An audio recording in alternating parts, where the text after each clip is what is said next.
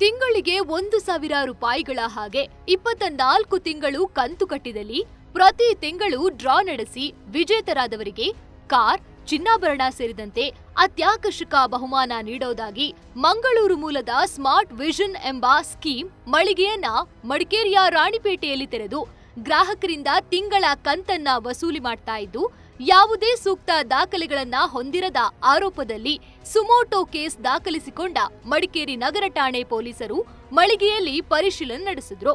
ತಿಂಗಳಿಗೆ 1,000 ರೂಪಾಯಿಗಳ ಕಂತನ್ನ ಪಾವತಿಸುವ ಈ ಸ್ಕೀಮ್ ನಡಿಯಲ್ಲಿ ಸುಮಾರು 1,500 ಗ್ರಾಹಕರು ಹಣವನ್ನ ಹೂಡಿದ್ದಾರೆ ಎನ್ನಲಾಗಿದೆ.